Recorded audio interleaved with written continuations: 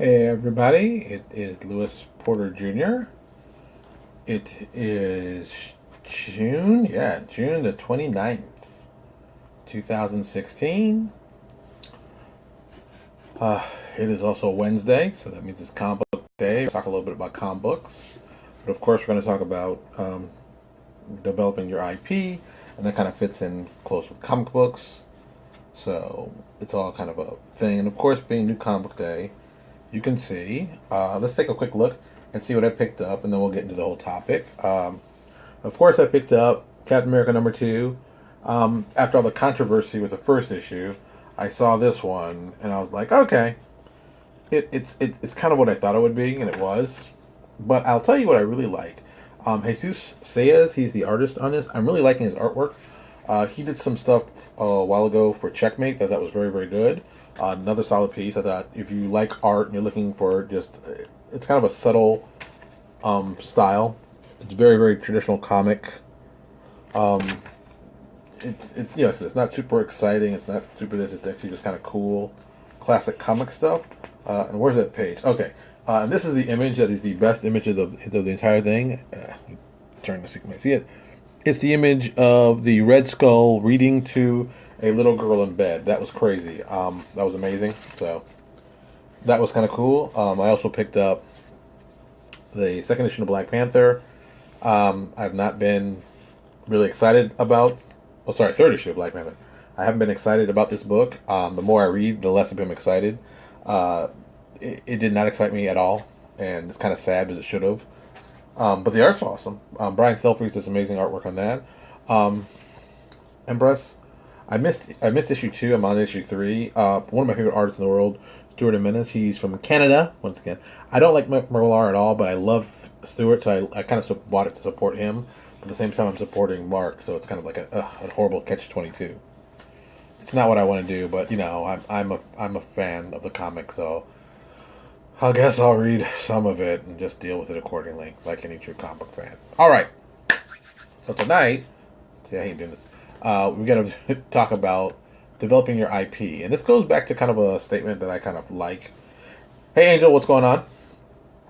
Something I've noticed that people don't really do, and I didn't notice it till actually JP Chapelot. JP worked with us on the original development of New Exodus, and something he suggested for later that we're doing now. Okay, so let's. One of the hardest things I think is when you're developing a new world, you need to find a way to get people interested very quickly, get them an easy way to access it, and get them the easy way to understand the setting. And the best way that I've seen to do that, and I think it worked very well. Hey Jeff, what's going on? That's worked very well for most major companies and most RPG companies, is that you go from the perspective of creating iconics. Now, once again, why are iconics so important? On a purely creative level, iconics really help you out in the best way possible by creating, iconic characters when you think of the setting. I say iconic 12 million times, but I guess I'm going to use the word iconic. For example, when we first did New Exodus, actually, let me grab the book. Stretch. Ooh. When we first did the book, we had this cover, and it's a cool cover. It's got a cool cat lady on it. It's got a cool logo, but it doesn't really tell you anything. It doesn't really say anything. It's just the person standing there, and if you don't know anything about this person, it really doesn't go anywhere. Also, the coloring is incorrect on this. Initially, I wanted it to be in black. I wasn't paying attention. The person did it as an actual tiger woman. The actual art has been updated. If you go to our website, LPJDesign.com, LPJDesign.com, and go to our New Exodus section, you can look up her iconic, Carissa, yeah. And you can look up her character sheet, which has a lovely new piece of her artwork on her, and it's in the right coloring as it should be. It was one of those things that happened very quickly. It wasn't the best choice initially, but we did it because we had to do it, so that's why we did it. She's our iconic rogue for the setting, and she's one of our race of Pertan, our cat people, Thundercat inspired. So that's why it looks that way. And in the original book, we basically just put together a really cool book with histories and cool major NPCs and stuff like that. So I'm doing it upside down. So you get it. But we really didn't develop iconics until until JP came on board, and JP really gave me something to think about that I hadn't planned, and really, what really has helped actually the company in the very very long term. One of the cool things that I thought was immensely helpful was JP said this. He goes, when you look at a cover of a book, the question you should ask yourself is, who's that guy? What's his story? And that's that's what you need to ask. So when we redesigned the cover from the ground up, we took a very cool looking cover that has 6 of our iconics on it, and each one has a story. Each one has a story to tell, and we've done some of them as actual, well, I guess ebooks, e-stories, and some just as character sheets and iconics. So I mean, and Paizo did the same exact thing. I mean, I'm stealing this from Paizo. This is not, it's not a super duper idea that I came up with by myself. Paizo did it with their full line. They made iconics for each one of their races and classes and tied them together so you could see them. So if you could play with one of the iconics, understand why they're different from, or why is this character different from that character. They also spun out stories from that, and and I got some video game stuff too is possibly going to be coming, and comic books and that kind of thing. So at that point, it goes from being just traditional. Oh, I'm doing a cool comic. I'm doing a cool RPG. You're really looking to broaden your base and do comics and stuff like that. You're really going to develop the intellectual property, which is your setting. And I think that anybody who's doing a setting, third party, D&D, 5th edition, whatever, if you're doing something that has a campaign setting, you must have iconics to really present yourself in the correct way. It is in your best interest to create iconics to help customers easily identify your characters on site. Okay, for example, you look at Pathfinder's images. Every one of their images, do I even have anything close by? No, I'm just have to get up. I hate getting up in this thing. I'm doing videos. I hate getting up in the middle of them, of course. If you pick out, boom. Let me see if I can get my hands on. I'm just grabbing some stuff at random. Ugh. This grabs out of my bookshelf. This one, this, and Ships of the Inner Sea. Maybe Ships of the Inner Sea may not have it, but I'm assuming there will be some iconic pictures even in this. So, what Paizo has done, no, those are not iconic. What Paizo has done is that, see, this isn't a good one, but this is actually more about this thing. Let me go to the Advanced Origins. I know this will probably have 3 or 4 iconics in it, just in the book. Boom. First piece of art. Iconic Slayer. I hate having to do that every 5 seconds. This thing goes to sleep. Iconics.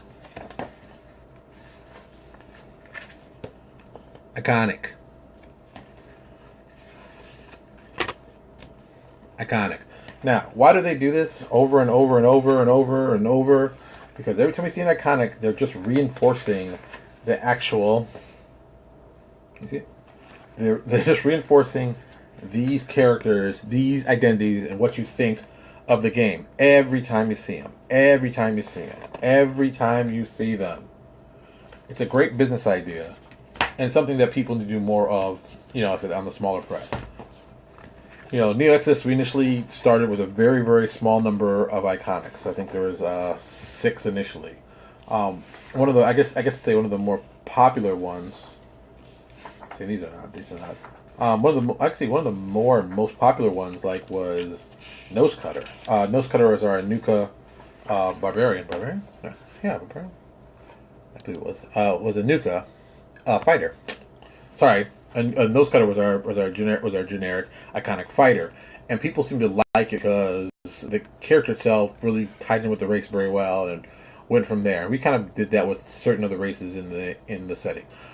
Tane, who's our barbarian, is a half giant. The look he had, we based it off of the Maori of New Zealand, so he has that look, he has that feel. Another good example, Long Shadow, who is our cavalier, is inspired by Native Americans' look and feel, and we try to portray that being also non-traditional fantasy, which you expect roles. This, for me, I think things need to be iconic, but they don't need to be the same thing over and over and over. Art and character stereotypes, though. I like the idea of iconics, but they could be done as yeah. Some people say they're stereotypes. I don't know. I don't think you can be iconic and not be stereotypical. I mean, for example, we did like Long Shadow. Long Shadow is a cavalier. Cavalier usually about horsemen, usually about men traveling a horse. Long Shadow being a Native American, it made a lot of sense to have him like that. It's another way to interpret maybe traditional roles you're not used to seeing. For example, we did Asher. Asher is our ranger. Very traditional European fantasy thought ranger has been, Lord of the Rings, hooded guy, bow and arrow. I thought, okay, if you were on the hot plains of Africa, or if you were, in Africa in general, you couldn't wear that kind of heavy clothes, that kind of stuff. We looked at the Zulu as an idea for what would be a cool looking iconic for a ranger in that area. So I think environment plays also with the iconic look and feel of anything, really. It's just, where you're from can definitely modify what you'd have on. If you're from a cold climate, your type of ranger would be a very specific look. If you're from a warm climate, you're going to have a certain look. If you're by the water, it's going to have a certain look. It's just, you got to think of the environment that the person or the individual deals with to make that iconic. And, what is iconic to one person is not iconic to another. I think it's really about personal choice of what makes the best iconic to what you're doing. I'm just looking. Great example. We have an anti-paladin by the name of Susan Kinnian, and I went with a very, very Scottish look for her because I've never seen a female. Because usually when you do anti-paladin, it's the very simple black armor and it's all big, and I didn't want to have that same look with her, so I went a very different route. So she is definitely an anti-paladin. I mean, you see the image. If you ever seen the image, go look on our website or go to the website, grab her PDF. You can see it.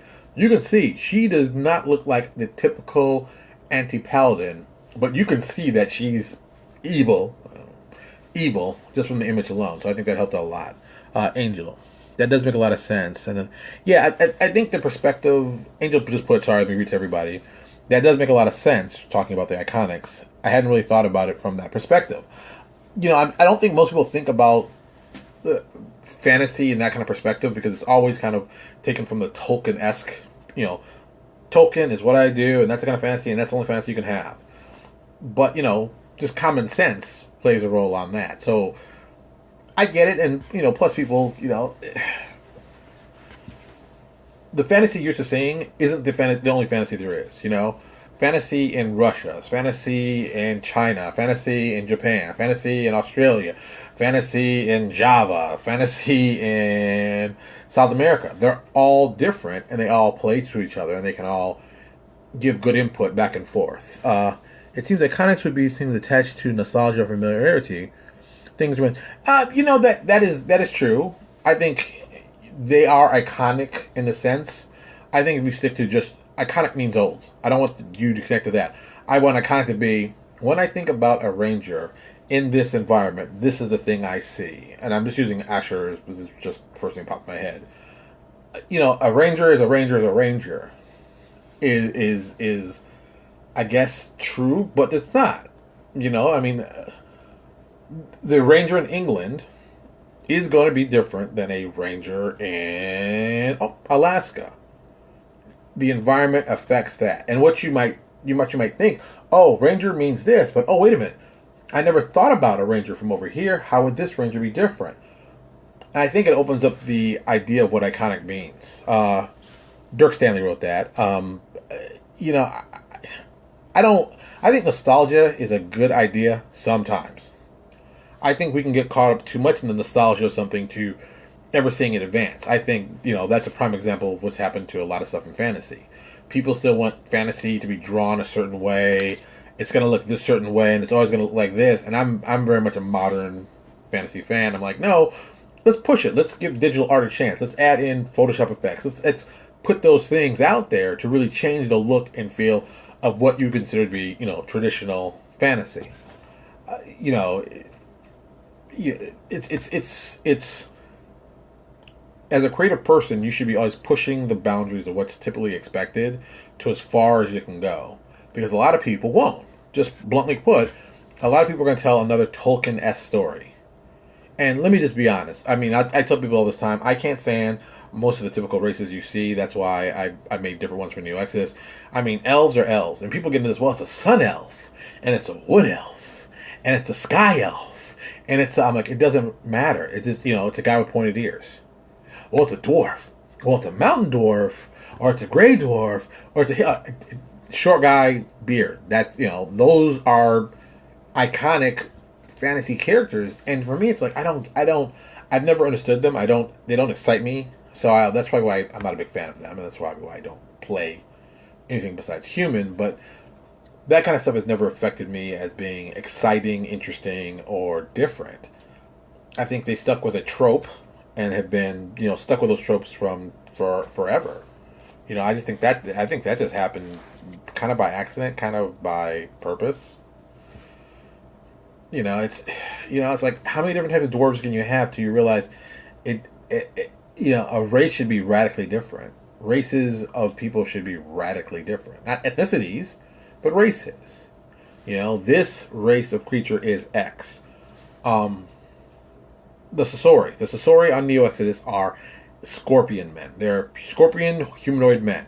That's what they are.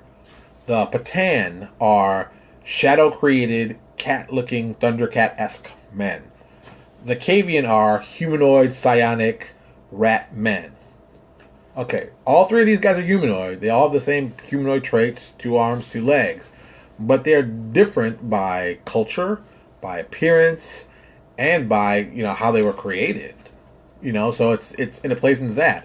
I think that kind of stuff is important when you're doing fantasy and you're just developing stuff to use in your own intellectual property. And this is also becomes a problem too. Here's the downside to it. Being a third party publisher, my job is to focus on making products that people would want to use, to purchase, to buy, to get out there and do that kind of stuff. The downside to this is I'm making very specialized products for a very specialized niche of a market. And that can cause problems, for me as a publisher. Like, okay, I go with the mindset of I don't want to just make products for people to buy to add more rules to your game. My job as a publisher is to A, make it exciting, and B, help you save time for what you're doing. The easiest way to describe that, NPC Codex. The NPC Codex is a codex bestiary full of NPCs you can put in the game very quickly. We've done the same thing for Nexus. We have a book that is called Usual Suspects. It's the exact same thing. It has all different types of NPCs that you can drop into stuff anytime you need to for that use. And that's important because that saves you time, because you got to build those characters. And you want to build one? Screw it. Look it up. Bam. That's what I need. Great. Go. And just keep moving. And it should be exciting because the history we've attached to the characters make them exciting. That's another part. Angel said, Eberron, Drow, Drider, Scorpions, not spiders. Each setting should, yeah, that is true. Each setting should shake up the tropes. You can see an awesome trope that's true, but there's ways to really get around some great tropes. I mean, we all know that like TV Tropes is a great website to think about, what you might have seen 1,000,001 times. I like going to it to look through ideas to do reverse what people suspect. Even a little one, having women control an empire instead of be men. I think that also plays to it. That also helps your IP also. These are all things that are important for you to build on whatever you're developing for a long-term brand. Because look, we do this kind of stuff, but long-term, I want to branch out to books. I want to branch out to cartoons. I want to branch out to comic books. I want to branch out to games and board games, video games. There's a whole world of stuff we're making for New Access, so we can get past just the simple tabletop. I want it to be more. Warhammer 40,000 is one of my favorite games that has kind of done that. Yes, people play the tabletop game. Yes, there's a fan base for it. Yes, people are avid fans of the metal figures. But there are also people who play the video game who've never played 40K. Ever. And there's guys like me who don't have the time to play 40K to really, sit down the time to paint minis and do all that stuff. We basically say, hey, I can play the video game, get the same kind of effect.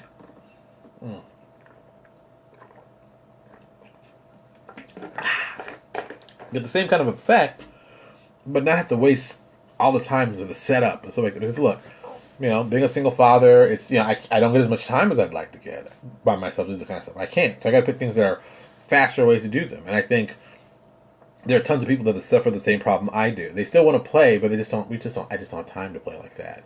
And so you find ways to get around it. So Neo Exodus I think is a great setting that we built for that. Okay, let's talk even earlier stuff. One of the first settings I ever built was for Haven City of Violence, and I basically made a major city environment and broke it down to 6 boroughs where people lived and did stuff and did the whole thing, and there's crime ridden, but we had iconics even for that. But the iconics for that really were just the NPCs I thought would be kind of cool that people could play and enjoy.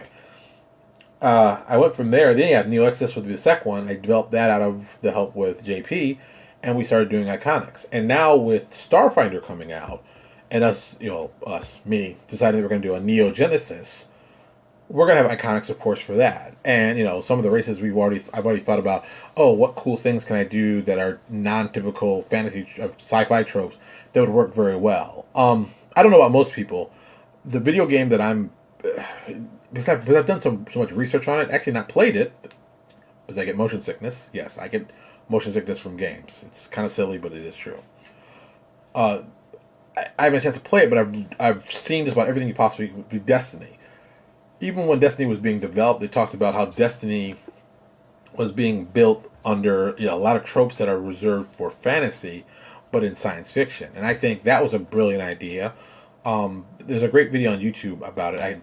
I'm gonna probably put in the show notes on the YouTube page. So when this gets done, check out our YouTube page. Once I get it up, I'll put some show notes for it. See, now I gotta write this in the show notes. I got so many show notes I'm writing.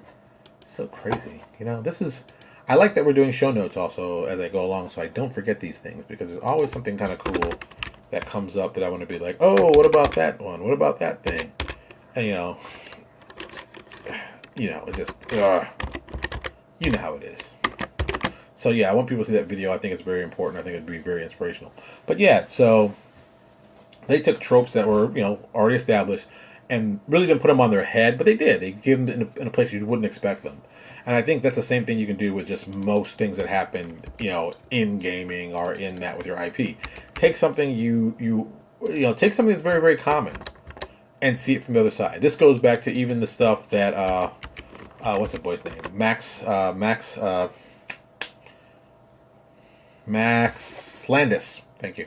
Max Landis talks about taking an idea and spinning on its head. If you haven't seen that, check out Max Landis. I'm going to put it in the show notes also. You can check out his page. He talks about how he flipped the script, is what the term is called.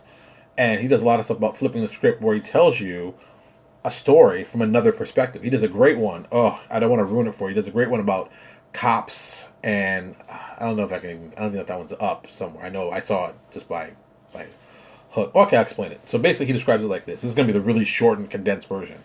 All right, there's this guy who's a cop. He's been a cop for a long time. He's got a great control over his neighborhood, in the city. It's he's the top cop. Everyone's there. His chief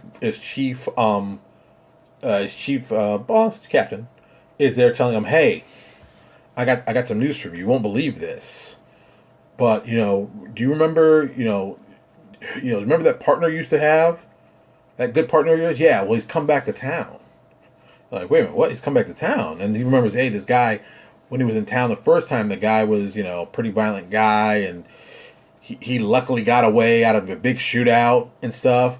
And this guy had also, which is like just, oh my God, crazy. This guy also, was there when his wife died. It was kind of, he was kind of part of it and might have even been involved directly, or, it's just kind of messy. And this guy also kidnapped his kids. Like, holy cow, this is like 20 years ago. And the guy's like, oh, he's like, I've been looking for this guy for this long. And, oh my God. But the guy's coming back to town. But here's what's even crazier. This guy has turned this guy's kids against him. Yeah, he's turned his kids against him. So his kids are like all twisted up and they hate him and they want to kill him too. And it's like this guy's basically looking to bring, his whole group in here and just tear down everything they built here and everything they've made. This guy's looking to basically do this, okay? All right. Did you all like that? You thought it was an interesting script? You thought it was kind of cool, like a cool little pitch? Well, that's Star Wars.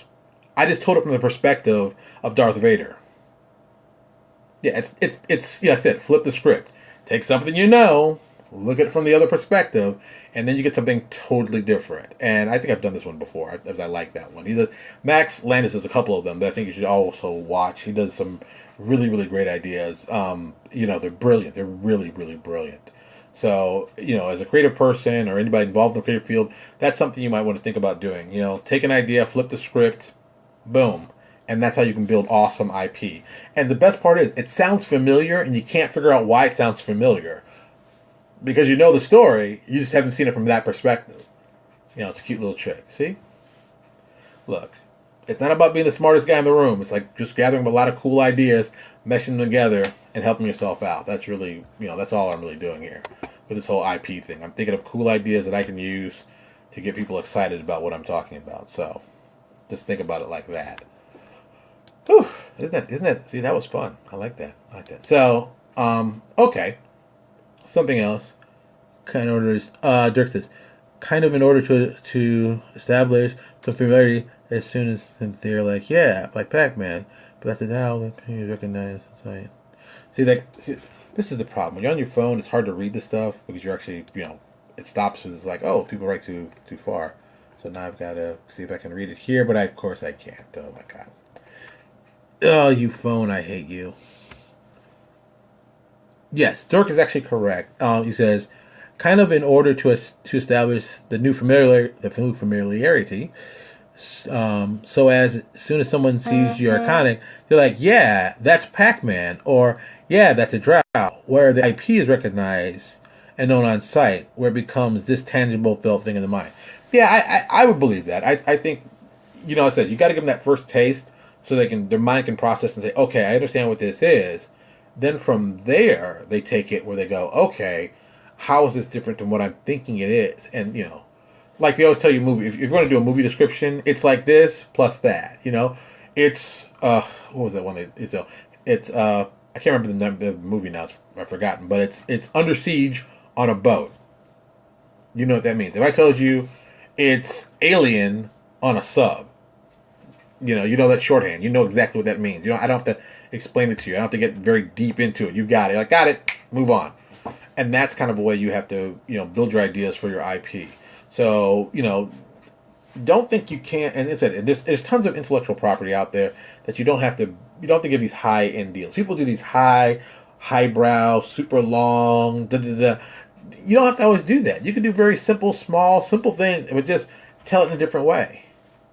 Musicians do it all the time with music. They take something as simple as Mary Had a Little Lamb. Actually, I'm going to put this in the show notes because it's really one of my favorite.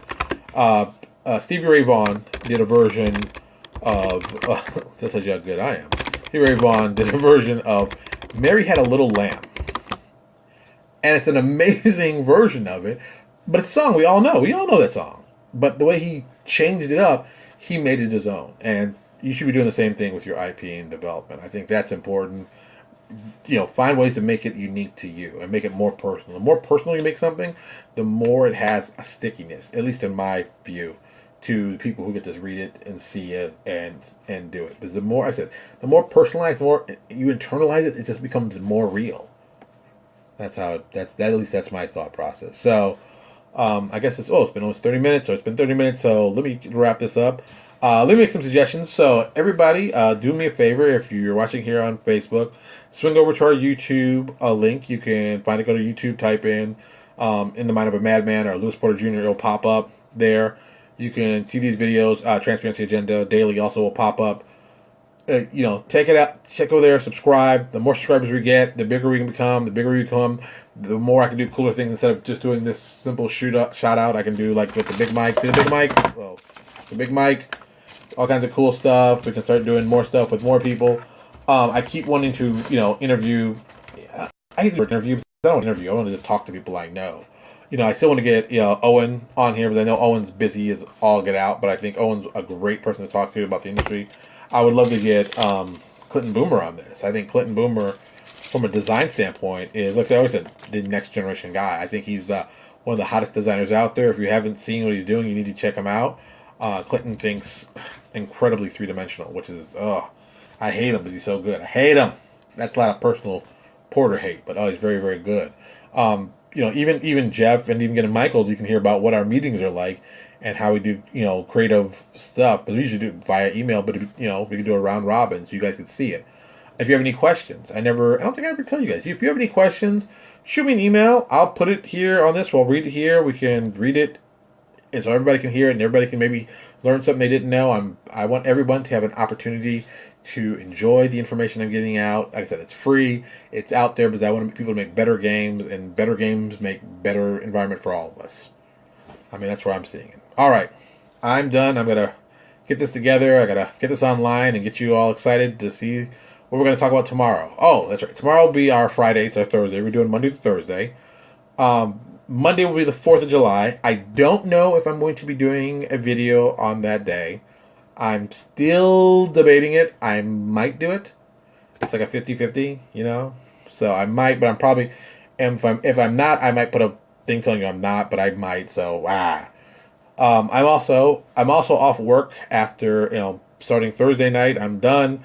I'm off work for 5 days, so I get to relax. So I won't be back to work till Wednesday. Oh, even when I say it, it sounds awesome. So I won't be back to work till Wednesday. I'm of course going to do a podcast on Tuesday. Maybe we can see if we can get something going that maybe something where someone will come on or something. Look, I'll try to do something exciting. I'll try something. It's the 4th of July. Why would I not try to do something exciting? But we'll see. All right. As usual, thank you all for watching. I enjoy me having this time to talk to you. I hope I've answered all your questions. And like I said, if you see any questions you don't see answered, or you want something answered, send me an email. I'll take care of it. All right. I'll talk to you all later.